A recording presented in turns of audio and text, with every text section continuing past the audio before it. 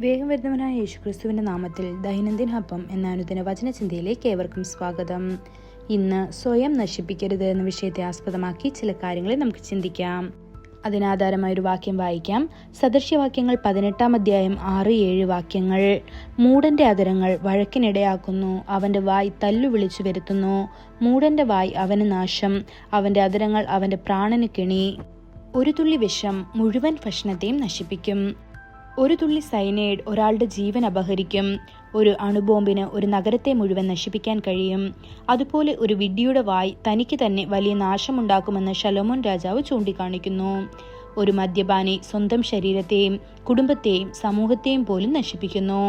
അതുപോലെ സ്വയം നശിപ്പിക്കുകയും സമൂഹത്തിന് ദോഷം വരുത്തുകയും ചെയ്യുന്ന നിരവധി പേർ ഈ ലോകത്തിലുണ്ട്. പലരും തങ്ങളുടെ വാക്കുകളിലൂടെ സ്വയം കുഴപ്പങ്ങൾ വരുത്തിവെക്കുന്നു.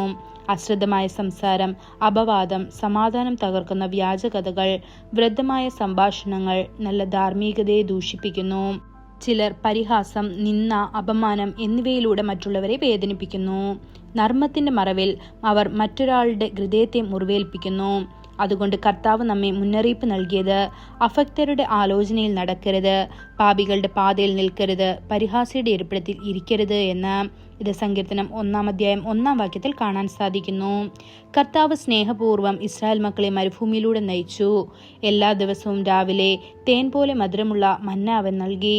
പാറയിൽ നിന്നുള്ള വെള്ളം കൊണ്ട് അവൻ അവരുടെ ദാഹം ശമിപ്പിച്ചു. മേഘസ്തംഭം അവർക്ക് തണൽ നൽകി. രാത്രിയിൽ അഗ്നിസ്തംഭം അവരെ നയിച്ചു.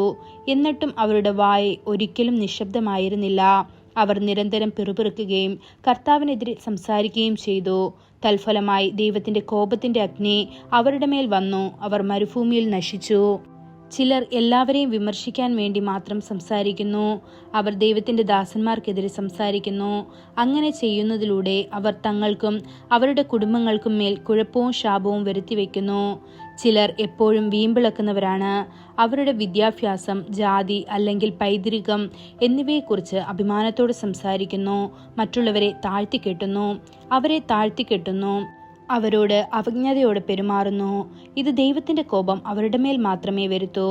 ബൈബിൾ പറയുന്നു, എന്നാൽ നിങ്ങളുടെ ഹൃദയത്തിൽ കയ്പുള്ള ഈർഷ്യവും സ്വാർത്ഥ താല്പര്യവും ഉണ്ടെങ്കിൽ സത്യത്തിന് വിരോധമായി പ്രശംസിക്കുകയും വ്യാജം പറയുകയും അരുത് എന്ന്. ഇത് യാക്കോബ് 3-ാം അധ്യായം 14-ാം വാക്യത്തിലും യാക്കോബ് 4-ാം അധ്യായം 6-ാം വാക്യത്തിൽ ദൈവം അഹങ്കാരികളെ എതിർക്കുന്നു എന്നും താഴ്മയുള്ളവർക്ക് കൃപ നൽകുന്നു എന്നും യാക്കോബ് 4-ാം അധ്യായം 10-ാം വാക്യത്തിൽ കർത്താവിന്റെ സന്നിധിയിൽ താഴ്മയുള്ളവരായിരിപ്പീൻ, എന്നാൽ അവൻ നിങ്ങളെ ഉയർത്തും എന്നും കാണപ്പെടുന്നു. പ്രിയ ദൈവമക്കളെ, ഈ ഭൂമിയിലെ നിങ്ങളുടെ ജീവിതം നിങ്ങൾക്കും മറ്റുള്ളവർക്കും ഒരു അനുഗ്രഹമായിരിക്കണം. അതിനാൽ നിങ്ങളുടെ വായിലെ വാക്കുകൾ ശ്രദ്ധാപൂർവം ശ്രദ്ധിക്കുക. അതിനായി ദൈവം നമ്മെ ഓരോരുത്തരെയും സഹായിക്കുമാറാകട്ടെ. കൂടുതൽ ധ്യാനത്തിനുള്ള വാക്യം യാക്കോബ് 3-ാം അധ്യായം 5-ാം വാക്യം. അങ്ങനെ തന്നെ നാവും ചെറിയ അവയവമെങ്കിലും വളരെ വമ്പു പറയുന്നു. കുറഞ്ഞ തീ എത്ര വലിയ കാടു കത്തിക്കുന്നു. ഇന്നത്തെ ബൈബിൾ വായന: രാവിലെ ഉത്തമഗീതം 4-5 അധ്യായങ്ങൾ, വൈകുന്നേരം ഗലാത്യർ 3-ാം അധ്യായം. ആമേൻ.